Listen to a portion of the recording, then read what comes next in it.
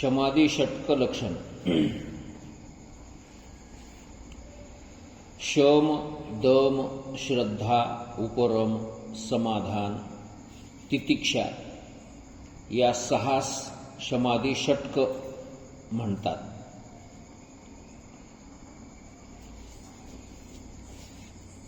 तर अधिकाऱ्याच्या ठिकाणी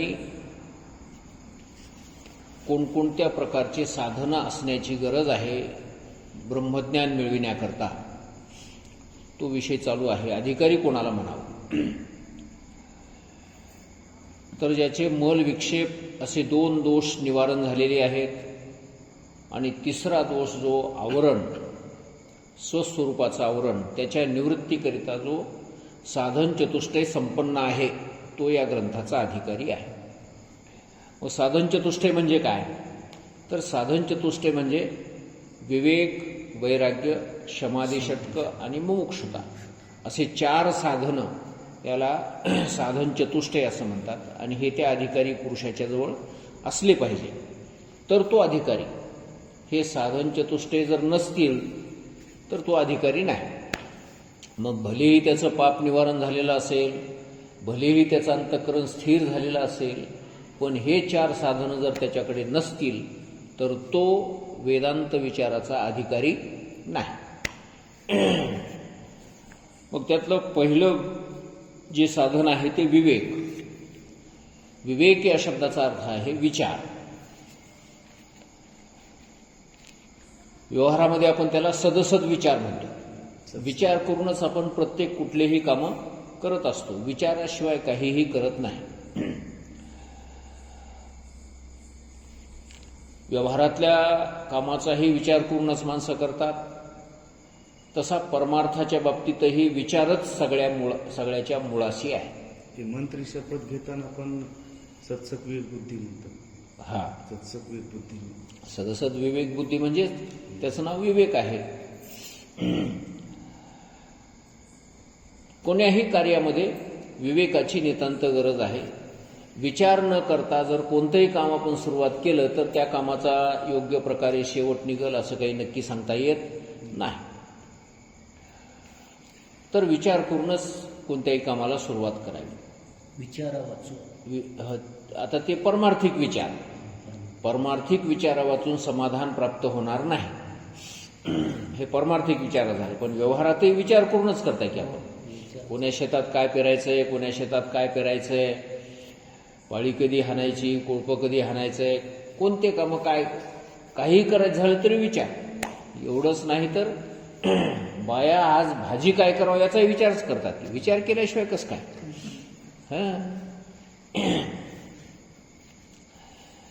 विचार कोणाला निर्माण होणार? ज्याच्याकडे विचार करण्याची शक्तीच नाही त्याला विचार निर्माण होणार. बैल, जनावरं, ढोरं याच्याकडे काही विचार नाही ना. समोर आलेलं खाणं झालं की आराम करणे. जर समजा कामाला लावलं तर काम करणे. स्वतःच्या विचारानं काहीच नाही. आज कोळपं हाणायचंय का पेरणी करायची त्या बैलाला माहीत आहे का? नाही. धन्याच्या विचाराप्रमाणे त्यानं काम करायचं. स्वतःचे विचार त्याचे नाहीत. तर माणसाकडे विचार करण्याची प्रवृत्ती आहे, माणसाकडे विचार करण्यासारखी बुद्धी आहे आणि माणसाने आपल्या विचाराच्या द्वाराच खूप मोठी प्रगती साधलेली आहे. माणूस हा जो माणूस बनला तो कशामुळं? विचारामुळंच की. नाहीतर माणसात आणि एखाद्या जनावरामध्ये काय फरक आहे? विचार जर नसेल तर मग एक जनावर आणि माणूस दोन्ही सारखेच. मी नेहमी सांगत असतो की करोडो वर्षापासून हे जनावरं, ढोरं, पशु, पक्षी उघडे नागडेच राहतात. त्याच्यात कुठल्याही प्रकारचा बदल झालेला नाही. त्याच्या खाण्यापिण्यात बदल झाला नाही, त्याच्या राहण्यात बदल झाला नाही, कुठल्याही प्रकारचा त्यांच्याकडे बदल झाला नाही. का? विचारच नाही त्याचा. ते विचार करण्यासारखी बुद्धीच नाही त्यांच्याकडे. आणि म्हणून त्यांच्यामध्ये ही प्रगती आपल्याला झालेली पाहायला मिळत नाही. पण माणसाकडे मात्र प्रगती झालेली बघायला मिळते. आज 20 वर्षाखाली जसे माणसं होते तसे आत्ता नाही. 10 वर्षाखाली जसे होते तसे आत्ता नाही. कितीतरी बदल झाला. हे कशामुळे बदल व्हायला एवढा वेगानं? विचारामुळे. 1985ला मोबाईल नावाची एक वस्तू येणार आहे आणि ती प्रत्येकाच्या जवळ राहील. प्रत्येकाच्या ते संवादाचं माध्यम असेल, विचार व्यक्त करण्याचं माध्यम असेल, असं वाटलं होतं का कोणाला? 1985ला अजिबात नाही. 1986ला एक पुस्तक मला वाचायला मिळालं. बहुतेक ते मासिक होते की पाक्षिक होतं, काहीतरी होतं. सर्वज्ञ असं त्याचं नाव होतं त्या पुस्तकाचं. सर्वज्ञानी असं नाव होतं त्या पुस्तकाचं. सर्वज्ञानी म्हणजे सगळ्या विषयाची माहिती त्या पुस्तकामध्ये मिळत होती. दर महिन्याला एक त्याचे ते अंक निघायचा. तर ते कंधारमध्ये एकदा बसस्टँडमध्ये गेलो असता ते पुस्तक दिसलं. त्या बसस्टँडमध्ये बुक स्टॉल असायची की, तिथं ते बघितलं आणि ते पुस्तक घेतलं मी. घेतल्याच्यानंतर त्या पुस्तकात पहिल्यांदा मला वाचायला मिळालं की मोबाईल नावाची एक यंत्र इथून पुढे काही वर्षाला आपल्याला मिळणार आहे आणि त्याच्यामध्ये आलेले 20 कॉल सांभाळून ठेवल्या जातील. आपण कोणाला फोन केलेत ते गेलेले 20 कॉल त्याच्यामध्ये त्याचे नावं आपल्याला फिट करता येतील आणि जवळजवळ 150 ते 200 कॉन्टॅक्ट नंबर आपल्याकडे त्या मोबाईलमध्ये सेव्ह करून ठेवता येतील. अशा प्रकारची माहिती त्या मोबाईलमध्ये, त्या पुस्तकामध्ये पहिल्यांदा मी वाचली होती. कधी? 85-86ला. आणि त्याच्यानंतर आपल्या हातात मोबाईल आला.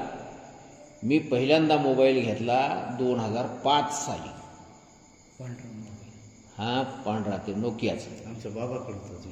हा, सुरुवात 85-86ला राजीव गांधीनं विज्ञान आणि तंत्रज्ञानाला जागतिकीकरण म्हणून दर्जा दिला त्या काळात. हा हा राजीव गांधीने. हा. आणि तिथून मग जागतिकीकरणामुळं जे बाहेरून तंत्रज्ञान विकसित झालं, तिथून पहिलं कम्प्युटर तयार केलं पहिल्यांदा. हा, 86ला ते आपल्या भारतामध्ये आलं समजा.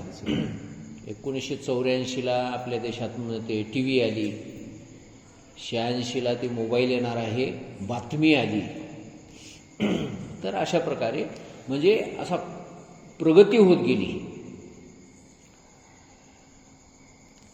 आणि त्याच्याही अगोदरचा जुना काळ जर बघितला तर अजून मागासलेला काळ. तर हा विकास कशामुळे झाला? कशामुळे झाला हा विकास? केवळ माणसाच्या बुद्धीमुळे, माणसाच्या मेंदूमुळे हा विकास झालेला आहे. विचारामुळे हा विकास झालेला आहे. आणि म्हणून विचार करण्याची फार मोठी शक्ती भगवंताने माणसाकडे दिली. बाकी इतर प्राण्यामध्ये काम करण्याची शारीरिक शक्ती खूप मोठी दिलेली आहे. हत्तीमध्ये केवढं मोठं बळ, केवढं मोठी ताकद, केवढे मोठंच्या मोठं झाड असलेलं एरीच हत्ती पाडून टाकतो. भले मोठमोठाल्या फांद्याच्या फांद्या तो मोडून काढू शकतो. आणि एवढाले लाकडं खाल्ले तर त्याला पचून जातात, जिरून जातात. काय ताकद असेल त्या हत्तीची बघा. तर असे माणसापेक्षा बलवान, माणसापेक्षा हिंसक असे प्राणी, वाघ, सिंह, तेवढ्या हत्तीला सुद्धा एक सिंह जर आडवा झाला तर तेवढं हत्तीचं बळ त्याच्या पुढे काही चालत नाही. पण त्या सिंहाला आकळण्याची बुद्धी, त्या हत्तीला आकळण्याची बुद्धी या छोट्याशा माणसानं करून दाखवली की ज्याच्या अंगात काहीच ताकद नाही. 25 किलोपेक्षा 30 किलोपेक्षा जास्त सर्वसाधारण माणूस ओझं उचलू शकत नाही. त्या माणसानं वाघाला आकळलं, सिंहाला आकळलं, हत्तीला आकळलं. कशामुळे झालं हे? विचारामुळे. हे विचाराची ताकद मी सांगाल. म्हणून माणसाकडे फार मोठं शस्त्र भगवंताने दिलंय आणि या शस्त्राचा वापर जर माणसाने चांगल्या पद्धतीने केला तर त्याच विचाराच्या द्वारा देव मिळवता येऊ शकतो. आणि त्याच विचाराच्या ताकदीचा वापर जर माणसाने अयोग्य पद्धतीनं केला, चुकीच्या मार्गाने केला, तर अधोगतीसुद्धा त्याला प्राप्त होऊ शकते. अधोगतीलाही माणूस जाऊ शकतो. कशामुळं? विचारामुळेच. आणि ऊर्ध्वगतीसुद्धा मिळू शकते ती विचारामुळेच. म्हणून विचार हे अशी दुधारी तलवार आहे की ज्याचा माणसाने नेहमी जपून वापर करावा. चोरी करणं सुद्धा विचार करूनच केल्या जातं.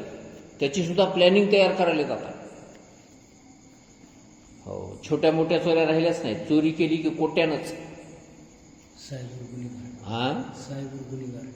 हां सायबर गुन्हेगार निघाली. हो,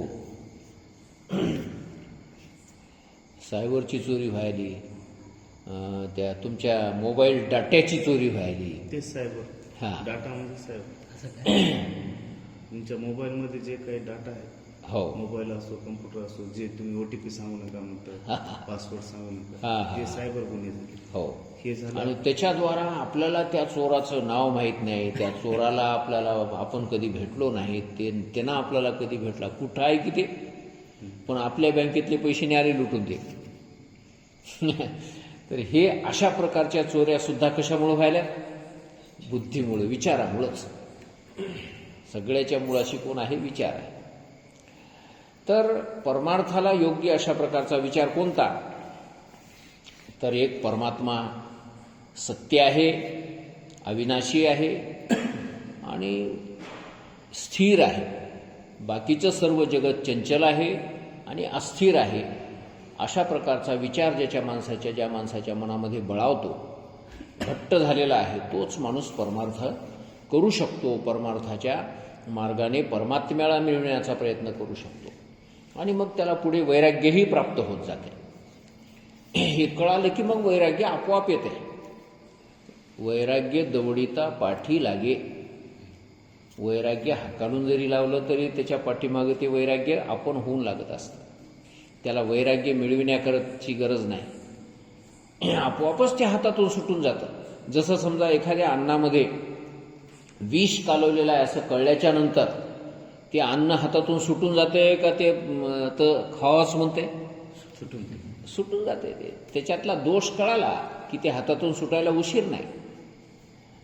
संसारातला दोष कळाला की संसार हा सुटून जायला उशीर लागतच नाही. आपल्या हातून का सुटना? तर त्याचा दोष अजून कळालेला नाही, त्याचं दोष दर्शन अजून झालेलं नाही. माकडे मुठीशी धरिले फुटाने, गुंतले ते नेणे हात तेथे.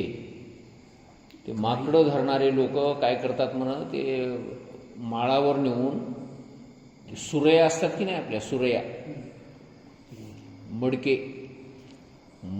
गळा बारीक, पोट मोठं, असे ते उन्हाळ्यात थंड पाणी पियायला मिळतात बघा. त्याच्यामध्ये असा हात करून मध्ये घातला तर जाते ते बी माकडाचा हात, माणसाचा तर जाईच ना. सरळ हात करून मध्ये घातला जाते. त्या सुरईमध्ये टाकतात म्हणून फुटाणे, आणि ती सुरई फुटाण्यानं भरलेली माळावर ठेवायची. 2 सुरया ठेवायच्या, या बाजूला एक या बाजूला एक.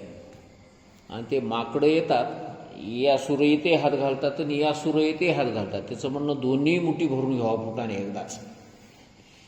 पण ते मधी हात घालून ते फुटाणे मुठीत धरले की मूठ होती मोठी, आणि मोठी मूठ झाली की ते उरी काढायला गेलं तर निघच ना, ते अडकून बसते ते मधीच.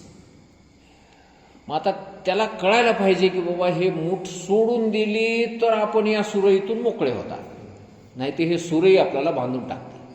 सुरई आपला जीव घेतल्याशिवाय राहणार त्याला कळच ना.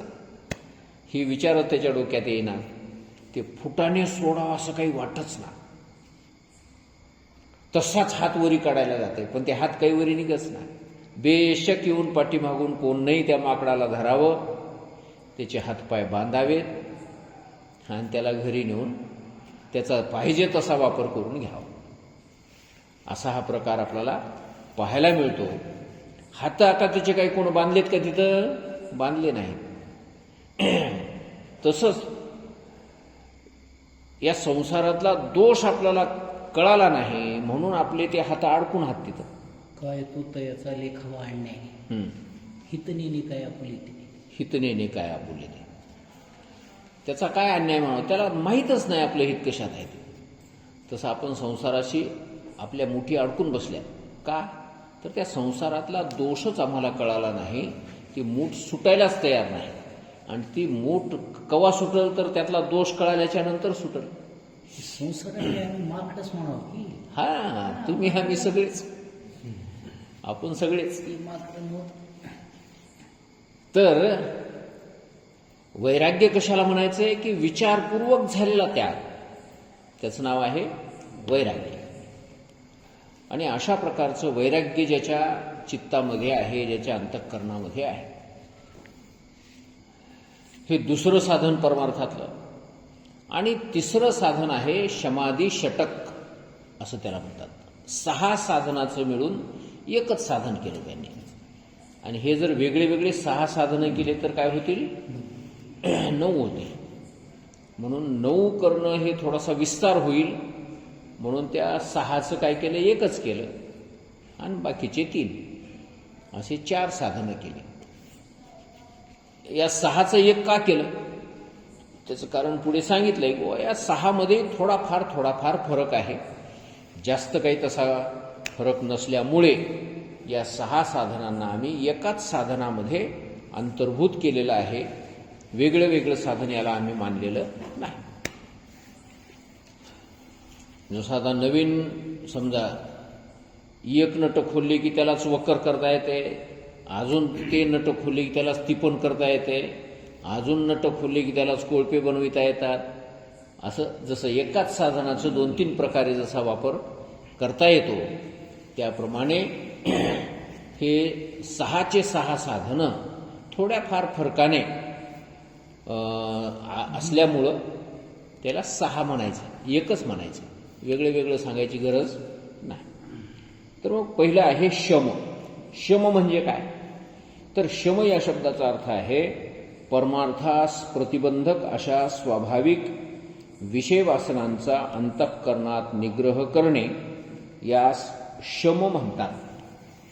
आता एक एक शब्द विचार करण्यासारखा आहे. विषय वासनांचा अंतःकरणात निग्रह करणे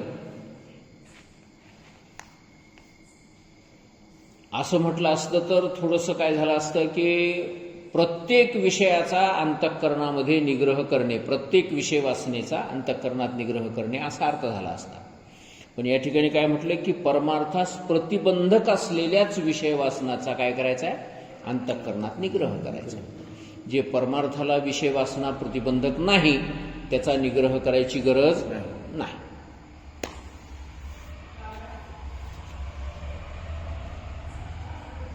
काट्यावर झोपल्यानं त्रास होतो, मग ते त्रास झाला तरी चालेल पण मी काट्यावरच झोपणार, त्यानेही आपल्या त्या त्रासाला सहन केलंय, निग्रह केलाय आपल्या अंतःकरणाचा. पण त्या काट्यावर झोपल्यामुळं परमात्मा मिळणार आहे का, नाही. मग ते अनावश्यक विषय वासना, त्याचा काही उपयोग नाही, परमार्थाशी काही देणं घेणं नाही त्या काट्यावर झोपण्याचं.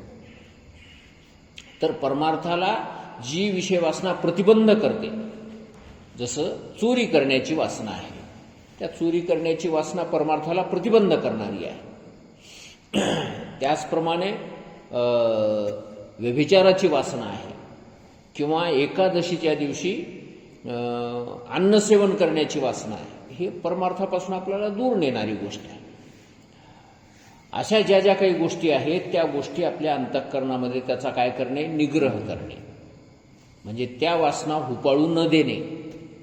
जरी समजा मस्तपैकी लग्नाला गेलो तर आपण योगायोगानं त्या दिवशी एकादश आहे आणि लग्नामध्ये नाना प्रकारचे भोजन जेवायला केलेले आहे, मग सगळे लोक बसून जेवण करायला लागले, फक्त आपण एकटेच त्या लग्नामध्ये उपवासवाले, तर आपल्यालाही एखाद्या वेळेस असं वाटणं शक्य आहे की बाबा चला सगळेच लोक जेवायले तर मग एखादी एकादश बाटल्यानं काय व्हायला, जेवा. हे त्या परमार्थाला प्रतिबंधक असलेला विषय त्याच्याबद्दलची निग्रह आपल्या मनात झाला काय मग नाही झाला. तर अशाही प्रसंगी परमार्थाला ही गोष्ट प्रतिबंध करणारी आहे. आज अन्न सेवन करणे हे परमार्थाला प्रतिबंध करणारी गोष्ट आहे आणि याचा मी निग्रह करायला पाहिजे हे त्या दिवशी आपल्याला लक्षात असलं पाहिजे. मग दररोजचं जे जेवण आहे ते जेवा की, काही अडचण नाही. गुलाबजामुन समोर आलेत, गुलाबजामुन खाल्यामुळं काही परमार्थाला अडचण निर्माण होईना, खा पोटभर, काय फरक पडते. तुम्हाला जेवढे हवे असतील तेवढे खा, काही अडचण नाही. पण त्या खाण्यामुळं जर समजा परमार्थाला अडचण निर्माण होत असेल, समजा जास्त खाण्यात आले आणि त्याच्यामुळं मग झोप येऊ लागली, डोळे लागू लागले आणि मग आपण होणारं ते भजन जे आहे त्या भजनाला जाऊ शकलो नाही, मग ते जास्त खाणं हे परमार्थाला काय झालं, प्रतिबंधक झालं, बाधक झालं. मग असं अतीचं टाळा जरा. गुलाबजामुन खा, पण एवढे अति खाऊ नका की जे खाल्यामुळं लगेच झोपावं लागल.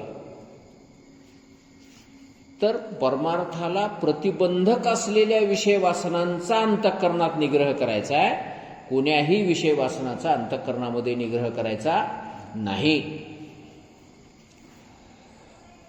स्वतःची धर्मपत्नी आहे तर त्या धर्मपत्नीशी संयोगाचा शास्त्राने निषेध केलेला नाही.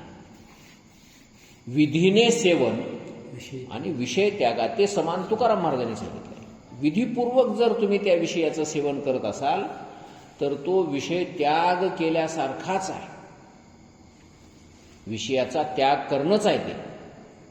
आणि जर मग अविधीने सेवन जर होत असेल तर ते अविधीनं सेवन करणं हे परमार्थाला प्रतिबंध करणारी गोष्ट आहे आणि त्याचा निग्रह आपल्या अंतःकरणामध्ये आपल्याला करायचा.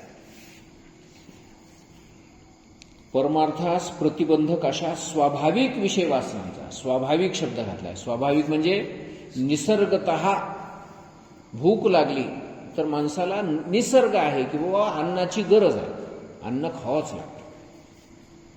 भूक लागणं नैसर्गिक आहे. भूक काय आपण आपल्या हाताने लावतो काय, नाही, ते नैसर्गिक गोष्ट आहे. मग नैसर्गिक गोष्ट आहे भूक लागणं, तर मग अन्न सेवन करणं हे सुद्धा काय आहे, नैसर्गिकच आहे. पण ते अन्न सेवन करणं सुद्धा परमार्थाला प्रतिबंधक जर होत असेल तर त्या अन्नाचा अंतःकरणामध्ये निग्रह करायचा आणि परमार्थाला प्रतिबंध न करणारं जे अन्न आहे त्या अन्नाचं सेवन करायचं. जसं मांस भक्षण केल्याच्या नंतर परमार्थाला प्रतिबंध होतो, मद्यपान केल्याच्या नंतर परमार्थाला प्रतिबंध निर्माण होतो आणि म्हणून या गोष्टी परमार्थ करणाऱ्याने टाळायच्या. या विषय वासनांचा काय करायचा, त्याग करायचा. हॉटेलमध्ये खाणे हे परमार्थाला प्रतिबंध करणारी गोष्ट आहे, तर त्या विषय वासनेचा त्याग करायचा. नाच गाणे बघल्यामुळं परमार्थाला प्रतिबंध निर्माण होतो, मग त्या गोष्टी परमार्थ करणाऱ्या माणसाने काय करायच्या, टाळायच्या. परमार्थास प्रतिबंधक अशा स्वाभाविक विषय वासनांचा अंतःकरणात निग्रह करणे यास शम म्हणतात. बर, आता दम कशाला म्हणतात, तर चक्षुरादी बाहेंद्रियास परमार्थास प्रतिबंधक अशा विषयापासून आवरणे यास दम असे म्हणतात. इंद्रियांचं दमन करणे, मनाचं अंतःकरणाचं शमन करणे आणि इंद्रियाचं दमन करणे. इंद्रिय जर समजा मनामध्ये इच्छा नाही पण अचानक एखादा विषय जर समोर आला तर मग काय करता, मग त्या ठिकाणी आपल्या इंद्रियाला आवरा.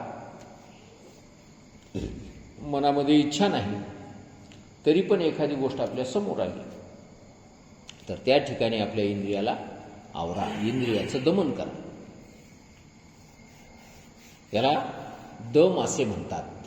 परमार्थाला प्रतिबंधक अशा विषयापासून इंद्रियांना आवरणे याचं नाव काय, दमन करणे.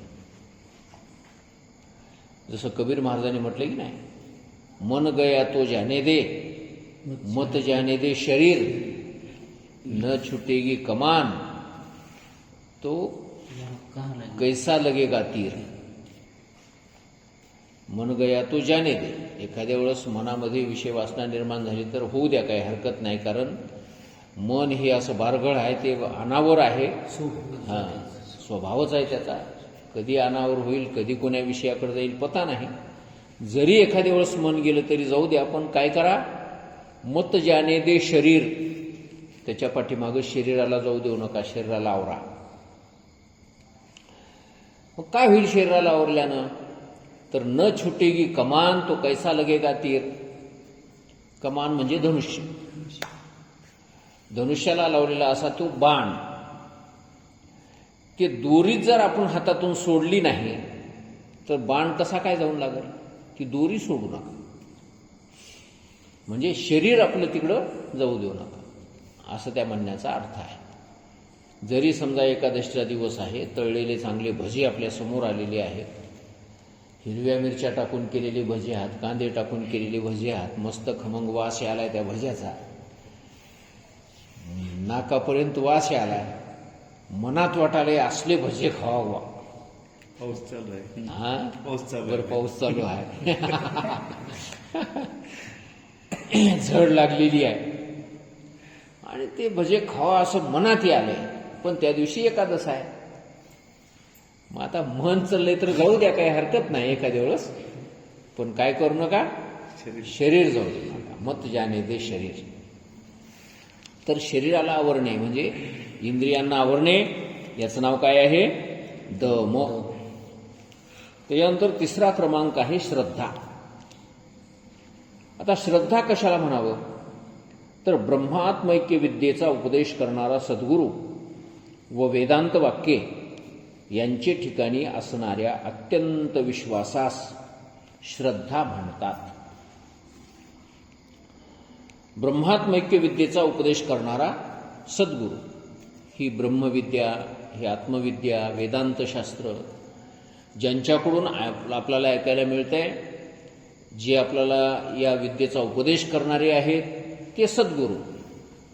त्या सद्गुरूच्या ठिकाणी आणि हे जे वेदांतशास्त्र आपल्या हातात आहे, विचारसागर असेल, ज्ञानेश्वरी असेल, शंकराचार्यांचं भाष्य असेल, ब्रह्मसूत्र असेल, उपनिषद असतील, कोणताही वेदांतावरचा ग्रंथ असेल, हे जे सर्व शास्त्र आहेत वेदांताचे, या शास्त्रावर आणि या शास्त्राचा उपदेश करणारे जे सद्गुरू आहेत, त्या सद्गुरूवर नितांत विश्वास असणे, याचं नाव काय आहे?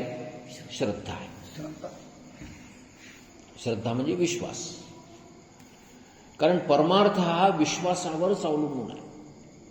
ज्याचा जेवढा ज्याच्या अंतःकरणात विश्वास मोठा, तितका त्याला परमार्थ लवकरात लवकर फळ देतो. म्हणून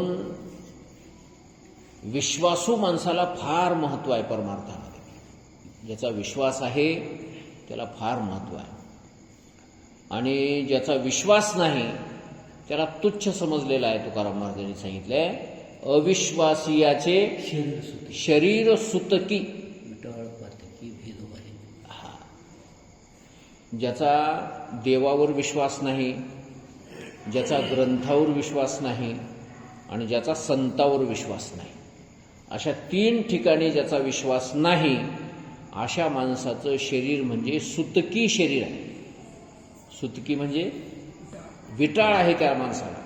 आणि परमार्थ करणाऱ्या माणसाने, ज्ञानेश्वरी, विचारसागर हे ग्रंथ वाचणाऱ्या माणसाने अशा माणसाला स्पर्श करायचा नाही, त्याच्यासोबत बोलायचं नाही, त्याच्यासोबत चर्चासुद्धा करायची नाही, कुठलाच व्यवहार त्याच्यासंग करायचा नाही. कारण विटाळ आहे त्याला. आजन्म जन्मभर तो विटाळ बाळगून आहे तो माणूस. म्हणून त्याच्यापासून परमार्थ करणाऱ्या माणसाने 10 हात दूर राहायचं. नाही देवाचा विश्वास, नाही देवाचा विश्वास, करी संतांचा उपहास. करी संतांचा उपहास. संतांचा उपहास करतो, देवावर विश्वास नाही, आणि शास्त्र तर त्याला किंमतच नाही त्या शास्त्राची.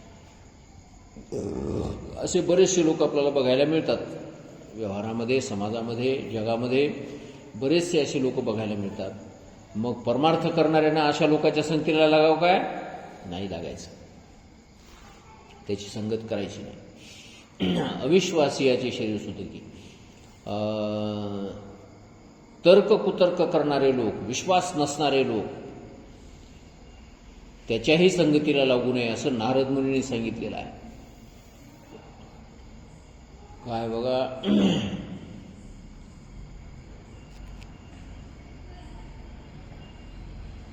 महाराजांचे रसप्रमाण हा तार्किकाचा टाका संग पांडुरंग स्मराहो असे.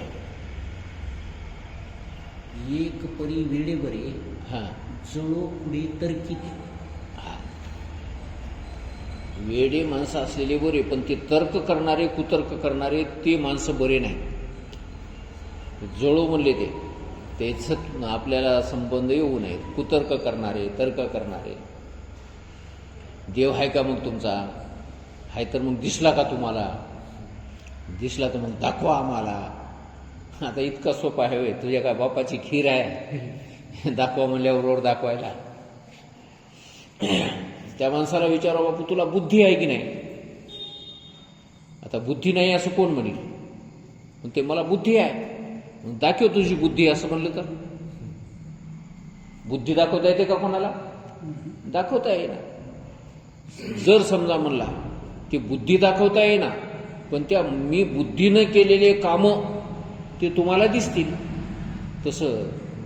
तसंच देव दाखवता येईना, पण त्या देवानं केलेले कामं बघता येतात आपल्याला. हो, या मनुष्य शरीराची रचना बघा कशी आहे, या संपूर्ण ब्रह्मांडाची रचना बघा कशी आहे. हे सगळं आवाढव्य एवढं मोठं ब्रह्मांड निर्माण करण्याची ताकद कोणाकडे असू शकते? त्याला देव म्हणायचं, दुसरं कोण आहे? तर अशा तर्क कुतर्क करणाऱ्या माणसाच्या ठिकाणी विश्वास नसतो, आणि विश्वास नसलेल्या माणसाबरोबर परमार्थ करणाऱ्याने बसायचं नाही. भगवान सुद्धा गीतेमध्ये सांगतात की श्रद्धावान लभते ज्ञानम तत्परस संयतेंद्रिय ज्ञानम लब्ध्वा पराम शांतीम अचिरेणाधिगच्छति. श्रद्धावान लभते ज्ञानम. श्रद्धावान माणसाला ज्ञानाची प्राप्ती होते. ज्याच्याजवळ श्रद्धा नाही त्याला ज्ञानाची प्राप्ती होत नाही. म्हणून परमार्थामध्ये विश्वास फार महत्वाचा.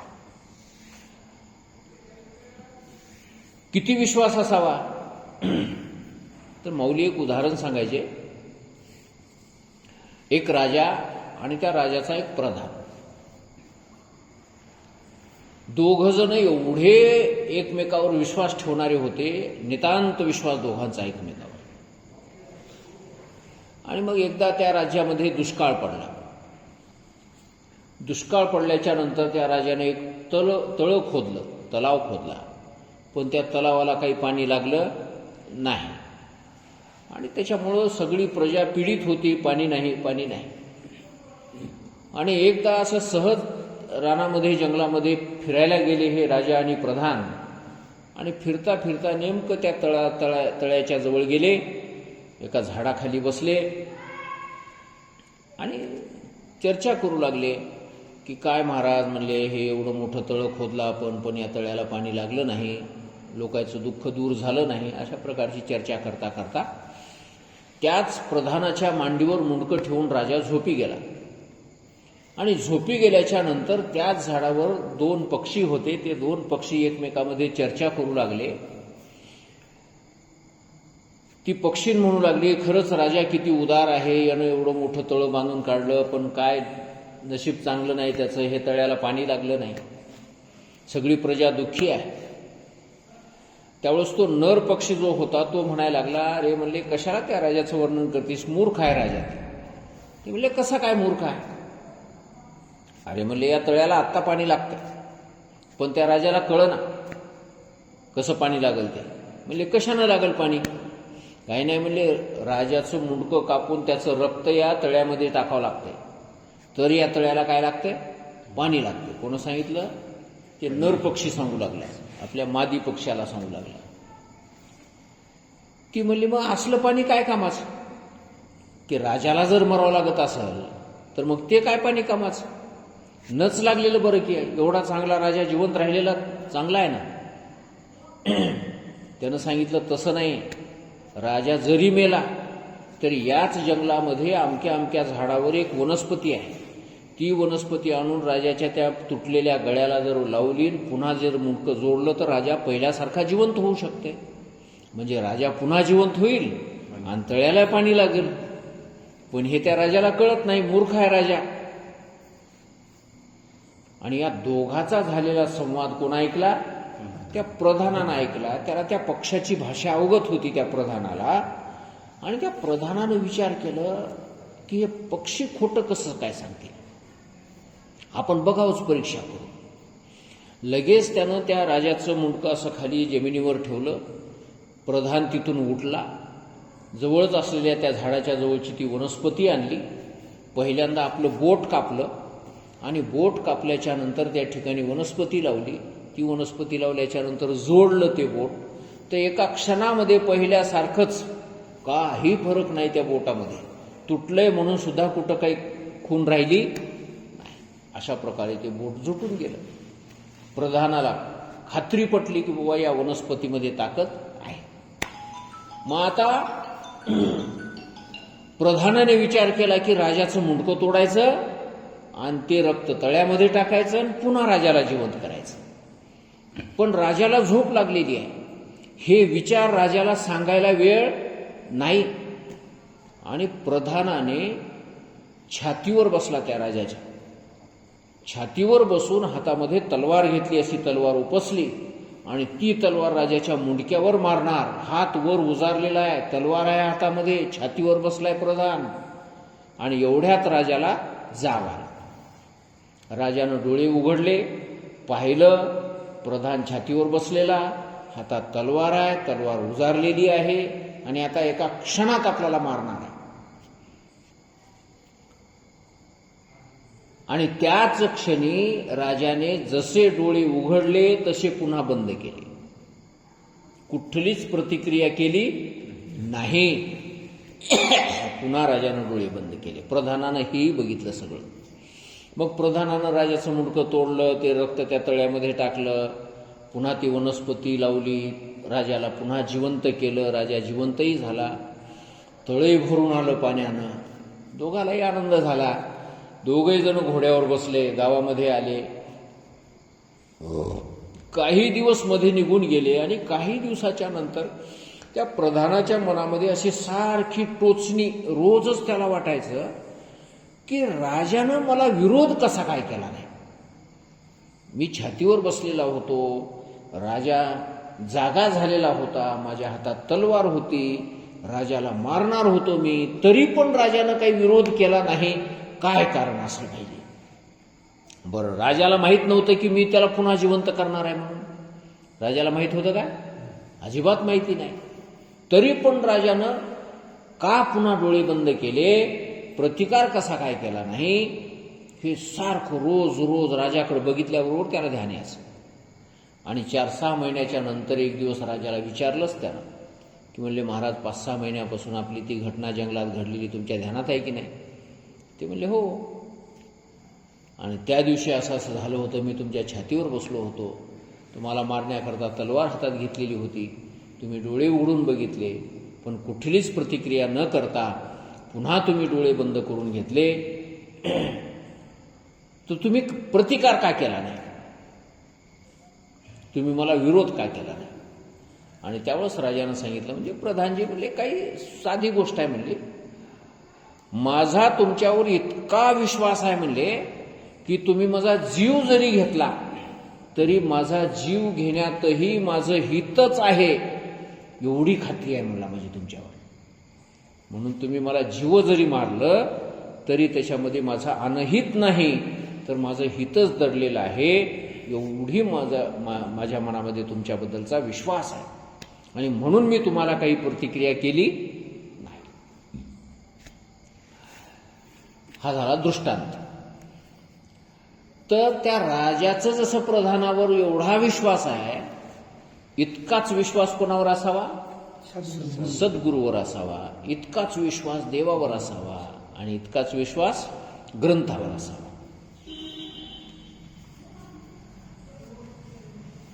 अशा पुराणामध्ये बऱ्याचशा गोष्टी आपल्याला बघायला मिळतात.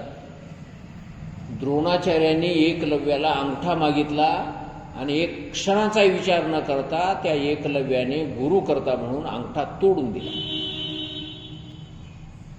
की माझे गुरु मागतात, माझं भलं काय व्हायचं असेल ते हो. त्याच क्षणी अंगठा तोडून गेला. सगळ्यांना ती कथा माहिती आहे. त्याच्यानंतर उत्तंक नावाचा एक शिष्य होऊन गेला. मला वाटते बहुतेक गौतम ऋषीकडे तो शिकायला होता. आणि मग मागच मी गोष्ट सांगितली, त्या गौतम ऋषीनं सांगितलं मधुकरी मागून आणत जा, आणलेली मधुकरी मला देत जाय.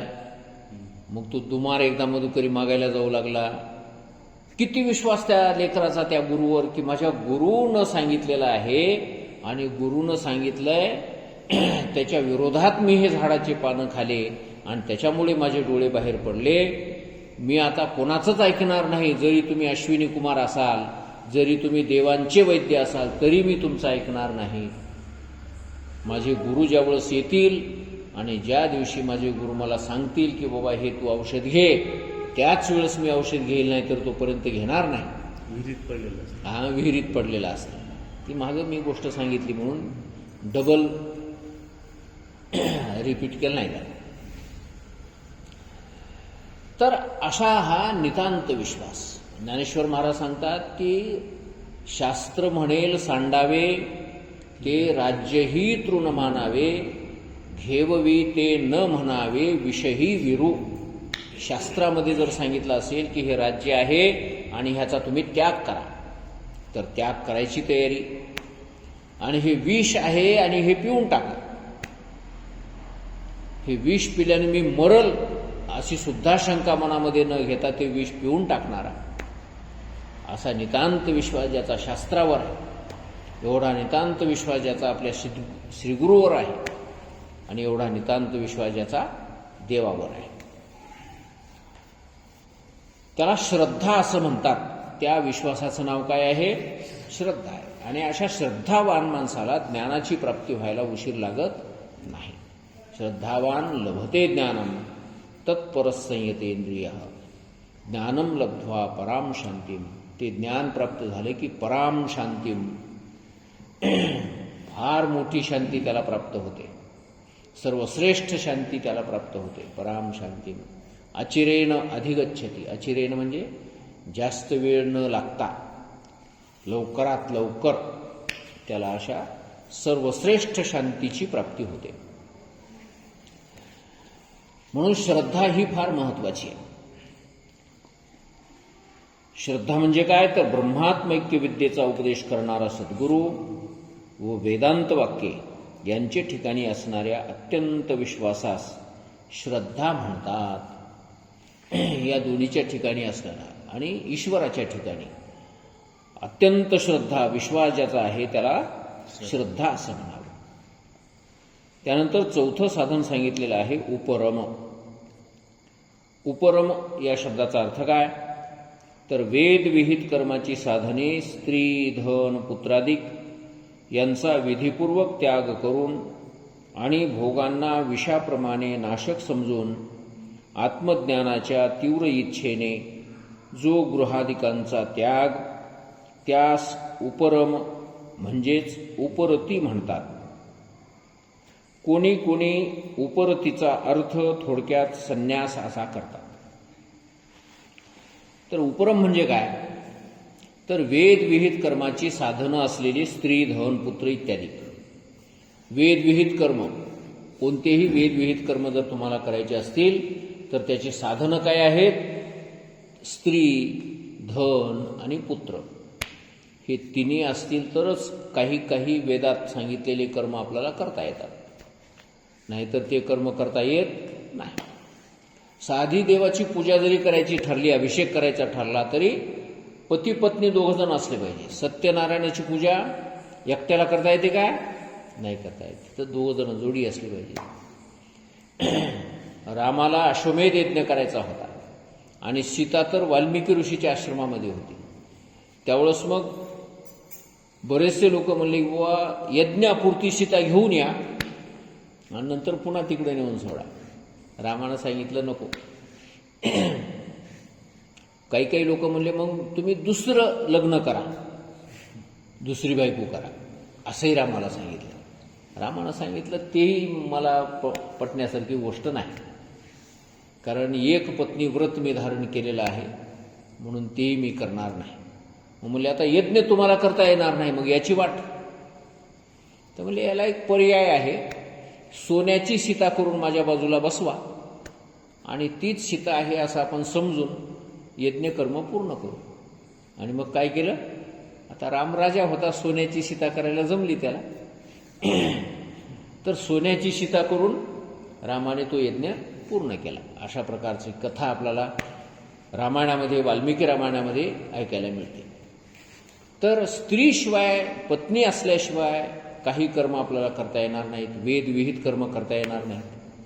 त्याचप्रमाणे काही यज्ञ पुत्र असल्याशिवाय करता येणार. पोरग ज्याला असेल त्यालाच तो यज्ञ करता येतो, पोरग असल्याशिवाय त्याला यज्ञ करता येणार नाही. आणि सगळेच जवळजवळ यज्ञ धन असल्याशिवाय करता येणार.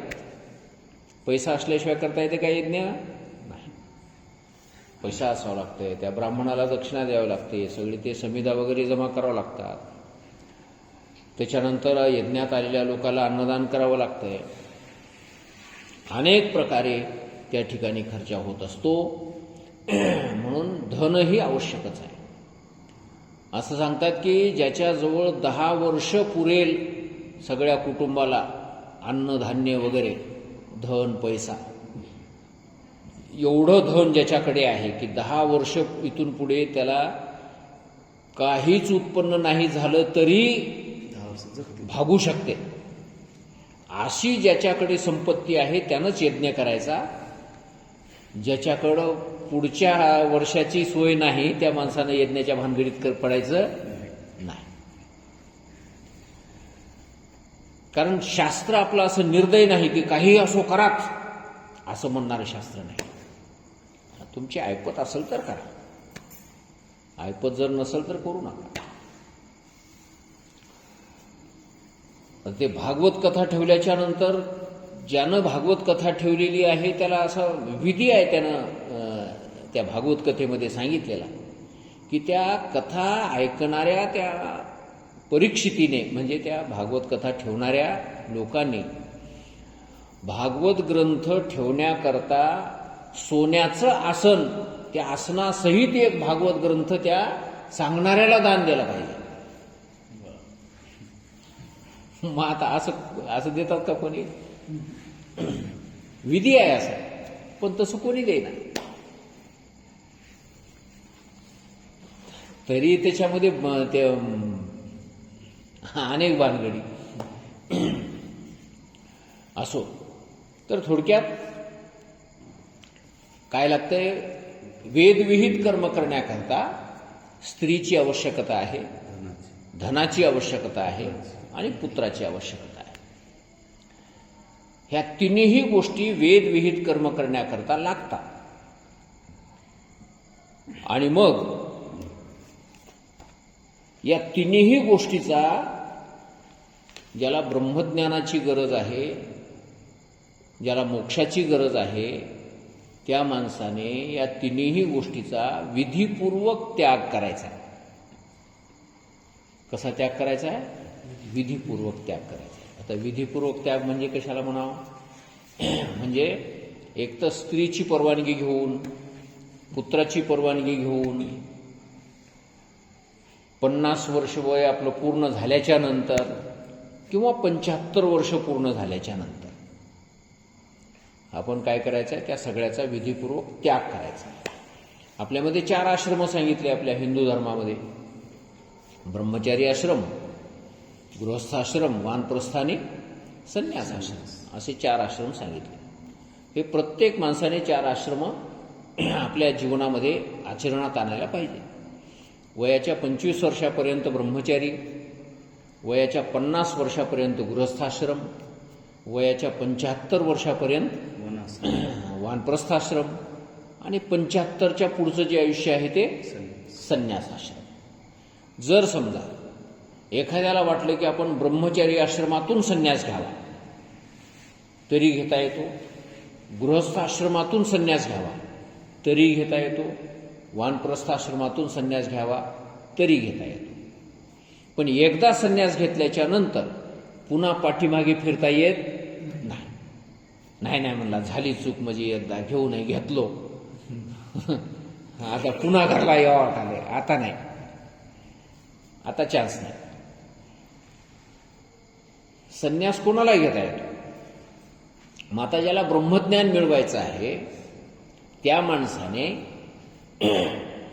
या स्त्री, धन, पुत्र इत्यादिकांचा विधीपूर्वक त्याग करायचा आहे. म्हणजे एकतर तुम्हाला तुमचं 75 वय होण्याच्या अगोदर जर संन्यास घ्यायचा असेल तर स्त्रीची परवानगी घ्या, पुत्राची परवानगी घ्या, आणि त्यांची परवानगी असेल तर संन्यास घ्या. जर नाही तर मग 75 वर्ष होऊ द्या, शास्त्राच्या नियमाप्रमाणे तुम्हाला संन्यास घ्यायचा अधिकारच आहे. तर अशा प्रकारे या पद्धतीनं संन्यास घेणे म्हणजे काय करणे? विधीपूर्वक संन्यास घेणे. नाहीतर उगच उठला, झोपेतून उठला आणि निघाला, लगेच गेला ते भगवे कपडे करूनच गावात आला. त्याला संन्यास म्हणत, विधीपूर्वक म्हणत नाही त्याला. कारण हे स्त्री, पुत्र यांची जिम्मेदारी आहे. तुम्ही लग्न केलं म्हणजे त्या एका बाईची जिम्मेदारी तुमच्या अंगावर पडली. मग तिच्या खाण्यापिण्याची व्यवस्था, तिच्या राहण्याची व्यवस्था, तिच्या कपड्यालत्त्याची व्यवस्था, ती जर बिमार पडली तर दवाखान्याची व्यवस्था, हे सगळं करावं लागतं त्या गृहस्थ माणसाने. तिच्यापासून होणारी संतती, त्या संततीची जिम्मेदारी तुमच्यावर आहे. मग ती सर्व जिम्मेदारी पार पाडूनच तुम्हाला संन्यास घेता येईल. ती जिम्मेदारी जोपर्यंत पार पडत नाही तोपर्यंत तुम्हाला संन्यास घेण्याचा अधिकार नाही, असा शास्त्राचा नियम आहे. तर त्या अशा प्रकारे विधीपूर्वक त्याग करून आणि भोगांना विषाप्रमाणे नाशक समजून, आणि हे संसारातले जे भोग आहेत ते कसे आहेत? विषाप्रमाणे माझा नाश करणारे, आयुष्याचा नाश करणारे आहेत. जेवढे जास्तीत जास्त भोग मिळविण्याचा प्रयत्न करावा तेवढं जास्तीत जास्त आयुष्य त्याच्यामध्ये खर्च होऊन जातं. म्हणून कमीत कमी भोगामध्ये उदरनिर्वाह, शरीर निर्वाह करून उरलेलं आयुष्य आम्ही परमार्थाकडे लावू.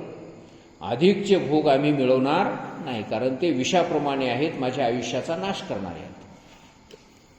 अशा प्रकारचा निश्चय करून या सगळ्यांचा त्याग करणे म्हणजे त्याला काय म्हणतात? उपरम किंवा उपरती असं म्हणतात. कोणी कोणी या उपरतीचाच अर्थ संन्यास असाही करतात.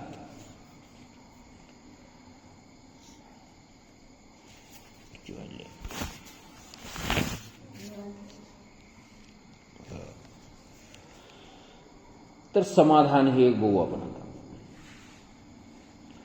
समाधान कशाला म्हणावं? हे 5वं साधन आहे. मनाची एकाग्रता झाली असता जी स्थिती प्राप्त होते त्यास समाधान म्हणतात. एवढं सगळं केल्याच्या नंतर श्रीगुरूच्या सानिध्यामध्ये जाऊन राहायला लागलो, वेदांत शास्त्र श्रवण करायला लागलो, आणि त्याच ठिकाणी मन रमलं, आपलं एकाग्र होऊन राहू लागलं. हे मागली कुठली चिंता डोक्यामध्ये येईना गेली की अशी जी अवस्था आहे त्या अवस्थेचं नाव काय आहे?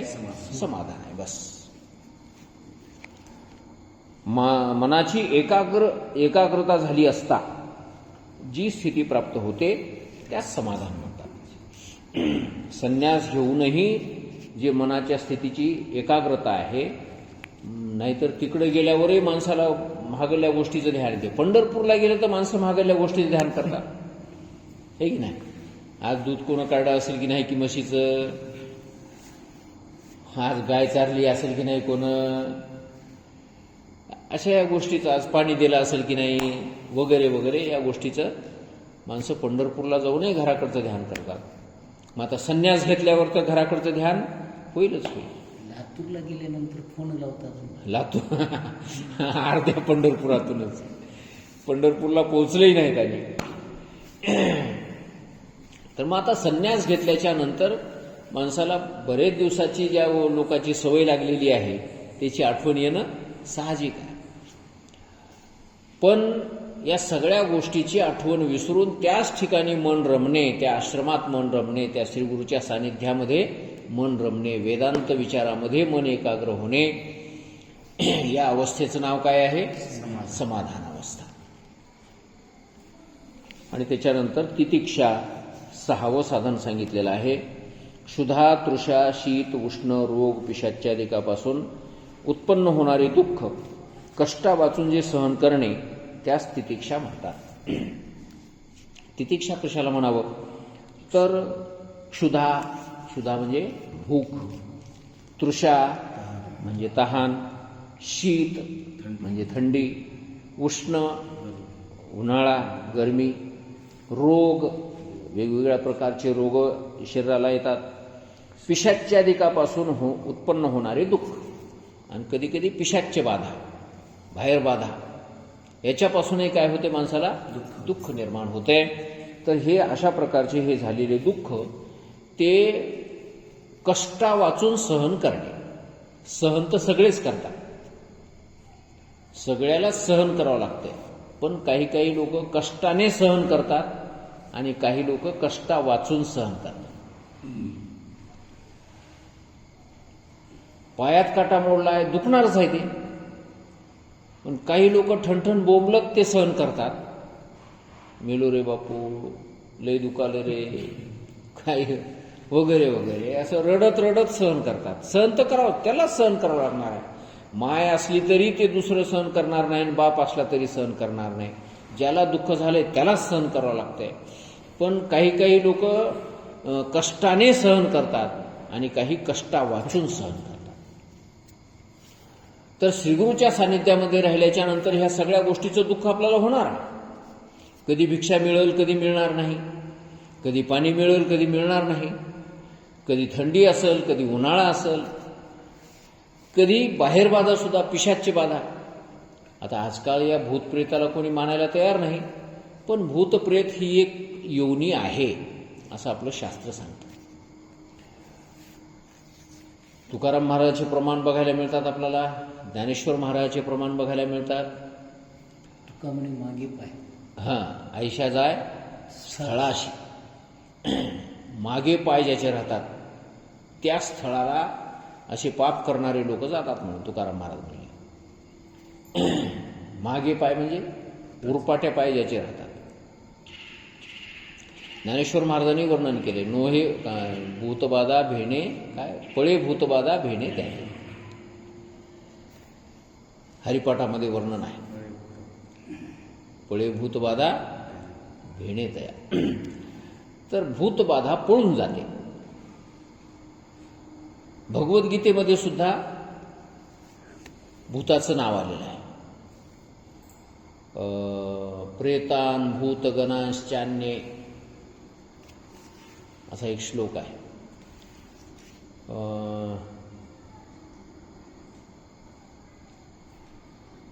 वेगवेगळ्या प्रकारची लोक भक्ती करतात. काही लोक पित्राची सेवा करतात. भूतानी यांती भूते ज्या यांती मध्याजिनोपि माम पितृनियांती पितृव्रताः असं भगवंतामध्ये गीतेमध्ये श्लोक आहे.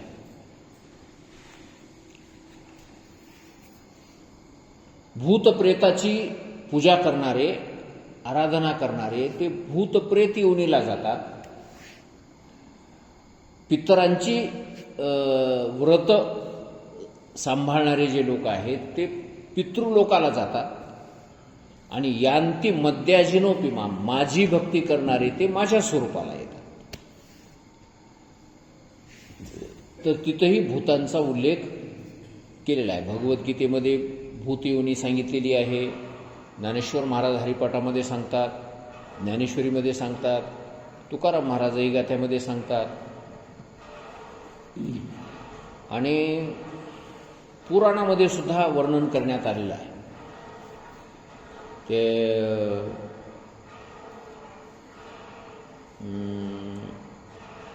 गोकर्ण महाराज म्हणून एक इकडं होऊन गेले कर्नाटकमध्ये. गोकर्ण महाबळेश्वर म्हणतात की. तर त्यांचा एक भाऊ होता, धुंदुकारी त्याचं नाव होतं. त्याचं वर्णन आलेलं आहे श्रीमद भागवताच्या महात्म्य वर्णन करण्यामध्ये. मग तो धुंदुकारी ते ब्राह्मण होता जन्माने, पण कर्म वाईट होते त्याचे. सर्व प्रकारचे पाप त्याने केलेले होते. त्यानं व्यभिचार केलेला होता, त्यानं मांसभक्षण केलं, त्यानं मद्यपान केलं, त्यानं चोरी केली, त्याने ते पत्त्याचे डाव खेळले, वेश्यागमन केलं वगैरे सर्व प्रकारचे पापं त्याच्या हातून घडलेले होते. आणि मग तो मरण पावला. मेल्याच्या नंतर त्याला प्रेत योनी प्राप्त झाली. आणि प्रेत योनी प्राप्त झाल्याच्या नंतर एक दिवस तो गोकर्ण महाराजांना भेटला आणि म्हणायला लागला की मी भयंकर अशा प्रेत योनीला पोचलेलो आहे, कृपा करून माझा उद्धार होईल असं काहीतरी करा. आणि त्यावेळेस गोकर्ण महाराजांनी सांगितलं, बाबा म्हणजे तुझ्याकरता मी गयेवर श्राद्ध वाढलेलं आहे, तरी तुझा उद्धार कसा काय झाला नाही. तर तो प्रेत म्हणतो की गया श्राद्ध शतेनापी मुक्तिर्मे न भविष्यती. शेकडो गया श्राद्ध जरी तुम्ही केली माझ्या नावाने तरी पण माझी मुक्ती होणार नाही या प्रेत योनीमधून. तर मग काय करावं लागेल, तर म्हणले दुसरा काहीतरी उपाय करा. आणि त्यावेळेस गोकर्ण महाराजांनी सूर्याला विचारलं. सूर्य भगवंतानी आकाशवाणीच्या द्वारा गोकर्ण महाराजांना सांगितलं की याच्या उद्धारासाठी भागवत कथा करा. आणि मग गोकर्ण महाराजांनी भागवत कथा सांगितली आणि त्याचा उद्धार झाला. अशा प्रकारची कथा आपल्याला ऐकायला मिळते. तर ही प्रेत योनी नावाची एक योनी आहे. आजही बऱ्याचशा लोकांच्या शरीरामध्ये प्रेत प्रवेश करतो आणि प्रेताने त्या शरीरामध्ये प्रवेश केल्याच्या नंतर त्या शरीरावर प्रेताचा कब्जा होतो, त्या माणसाचा कब्जा राहत नाही. मग ते विचार बदलतात. कधी कधी माणसं आपल्याला माहीत नसलेली भाषा बोलतात. ते भूतांगात शिरलेले माणसं, कधीच त्या भाषेचा संबंध नाही, कोणती भाषा आहे तेही माहीत नाही त्याला, आणि ती भाषा बोलायला लागतात. म्हणजे याचा अर्थ की ती भाषा अवगत असलेलं ते प्रेत त्याच्या अंगात शिरलं. पण त्या प्रेताला कोण्यातरी शरीराचा आश्रय घेतल्याशिवाय काहीच करता येणार. त्याला जेवण करायचं झालं तरी दुसऱ्याच्या शरीराचा आश्रय घ्यावा लागतंय. पाणी प्यायचं झालं तर भूतासारखं खायला असं म्हणतात. हा ते काही झालं बाहेर लागल्यावर हा अन्न खाऊ लागलं त्याला म्हणतात भूतासारखं खायला. हो, म्हणजे त्याला खाण्याची ते मर्यादाच राहणार, कधीच खायला मिळणार त्या भूताला. आणि कोणाच्या तरी शरीराचा आश्रय करावा लागते. आणि कोणाच्या तरी शरीराचा आश्रय केला की मग त्याच्या शरीराच्या द्वारा ते खायला सुरुवात करते, त्याच्या शरीराच्या द्वारा पाणी प्यायला सुरुवात करते, त्याच्या शरीरामध्ये शिरून कोणाचा तरी बदला घ्यायला बघते ते. कारण त्याला स्वतंत्र रीतीनं काही करता येणार त्या भूताला. आपल्या अंगाला स्पर्श करता येणं, आपल्याला धक्का लावता येणं, आपल्याला थापड मारता येणं. त्याचं शरीर म्हणजे सगळं ते वायुमय शरीर असल्यामुळं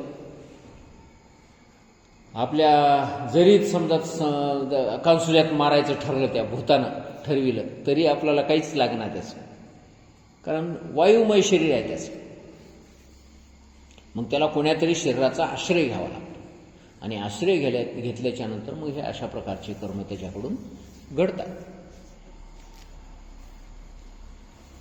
तर अशा प्रकारच्या प्रेतांचा म्हणजेच भूताचा, पिशाच्य योनीतल्या त्या लोकांचा साधकालाही त्रास होऊ शकतो एखाद्या वेळेस. बहुतेक तर साधकाला होणार नाही, कारण परमार्थ करणाऱ्या माणसाच्या जवळ अशा प्रकारचे भूत प्रेत कधी येत नाहीत. भूतबाधा महाघरी, भूतबाधा महाघरी, हा हे तो आश्चर्य, हे तो आश्चर्य आहे. आमच्या घरी भूतबाधा हे आश्चर्य आहे. म्हणजे हे असं होऊ शकत नाही, कारण वाईट कर्म करणारेच लोक भूतप्रेत योनीला जातात. आणि मग असे भूतप्रेत योनीला गेलेले वाईटच कर्म करणारे लोक असल्यामुळे चांगल्या कर्म करणाऱ्या माणसाच्या जवळ यायची हिंमत होईना त्याला. मग त्यांनी जे शरीर निवडतात ते कसं निवडतात, त्याच नमुन्याचं, त्याच्या स्वभावाला जुळणारं शरीर निवडतात ते. तर असो, तर अशा प्रकारे यांच्यापासून होणारा त्रास सुद्धा कष्टा वाचून सहन करणे, याला काय म्हणतात, तितिक्षा. कुठलाही त्रास त्या श्रीगुरूच्या सानिध्यामध्ये राहत असताना तो त्रास कष्टा वाचून सहन करणे, याचं नाव काय आहे, तितिक्षा आहे. पुरी हे चक्षुवादी हे काय बाहेर इंद्रिय चक्षुवादी चक्षु म्हणजे डोळे, चक्षुराधिक म्हणजे डोळे हे ज्याच्या आधी आहेत आणि त्या डोळ्याच्या नंतरचे बाकीचे सगळे इंद्रिय चक्षुरादी, बाह्य इंद्रिय. मग त्याच्यामध्ये डोळे आले, कान आले, नाक आलं, जीभ आली, त्वचा आली, सगळे 5ही ज्ञानेंद्रिय त्याच्यामध्ये आले.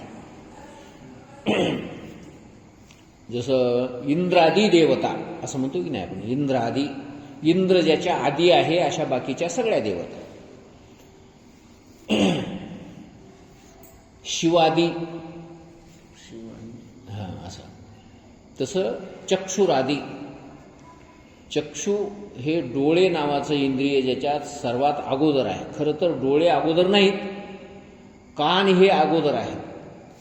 कारण कान हे आकाशापासून निर्माण होतात, त्वचा ही वायूपासून निर्माण होते आणि डोळे हे अग्नीपासून निर्माण होतात. आणि या भूताचा क्रम जर पाहिला तर अगोदर आकाश, नंतर वायू, नंतर अग्नी. तिसऱ्या क्रमांकाचं भूत आहे अग्नी. आणि त्या अग्नीपासून डोळे निर्माण होतात, नेत्र इंद्रिय निर्माण होतात. आणि त्या नेत्र इंद्रियाचा तिसरा नंबर आहे, तरी पण चक्षुरादी असं म्हटलेलं आहे. डोळ्याला आधी घेतलं. आधी काय घेतलं? श्रोत्रादी म्हणावं की नाही, श्रोत्रादी इंद्रिय असं म्हणायला पाहिजे होतं. कारण कानाचा क्रमांक पहिला आहे, पण डोळ्यालाच अगोदर घेतलं. त्याचं कारण जेवढं ज्ञान डोळ्याच्या द्वारा बाहेर जातंय तेवढं बाकीच्या सगळ्या इंद्रियाच्या द्वारा जात नाही. म्हणून बाहेरच्या जगातलं ज्ञान मिळविण्याचं सगळ्यात मोठं साधन जर काही असेल तर डोळे. नेहमी माणसं कानाने ज्ञान मिळविणार, नेहमी माणसं जिभीनं ज्ञान, जेवताना तेवढं जिभीनं ज्ञान होते, जास्त काही ज्ञान त्या जिभीला होत नाही. सुगंध दुर्गंध आला तर नाकाला तेवढं ज्ञान होते, बाकी दुसरं जगातलं काही ज्ञान त्या नाकाला होत नाही. त्वचेंद्रियाला जर स्पर्श जाणवला तरच त्याचं ज्ञान होते, बाकी ज्ञान होत नाही. पण डोळे मात्र सततच फिरत राहतात. डोळ्याला झोपेतून उठल्यापासून झोपी जाईपर्यंत सारखेच डोळे चालू राहतात. ते डोळे कधी बंद राहत नाहीत. म्हणून सगळ्यात जास्त ज्ञानाचा जर व्यवहार होत असेल तर डोळ्याच्या द्वारा. म्हणून त्या डोळ्याला अगोदर घेतलं, त्याचं नाव अगोदर घेण्यात आलं. आंधळ्या माणसाचे डोळे बंद असतात, बाकीचे सगळे इंद्रिय चालू असतात, पण डोळे बंद असतात. म्हणून बऱ्याच गोष्टी आंधळ्या माणसाला आपल्यापेक्षा लवकर कळतात. आपल्यापेक्षा जास्त ज्ञान त्या आंधळ्याला होते. त्यांना एक गोष्ट सांगितल्याबरोबर ती कायमची ध्यानात राहून जाते. एकदा आपला आवाज ऐकला की आयुष्यभर विसरणार ते आपला आवाज. कुठेही भेटा, नाव घेऊनच बोलतात, इतकं त्यांच्या ध्यानात राहतं. म्हणून तर आंधळे माणसं ग्रंथच्या ग्रंथ पाठ करू शकतात. असे बरेच आंधळे आपल्याला बघायला मिळतात. ज्ञानेश्वरी पाठ, गाथा पाठ, भागवत पाठ, विचारसागर पाठ. बरोबर. तर डोळ्याच्या द्वारा जास्त शक्ती आपली बाहेर पडत असते आणि म्हणून चक्षुरादी असा शब्द घातला. पुंडलिक वरदा हरी विठ्ठल श्री ज्ञानदेव तुकाराम. पांडुरंग भगवान की जय. माऊली ज्ञानेश्वर महाराज की जय. जगद्गुरु तुकाराम महाराज की जय. माधवबुवा महाराज की जय.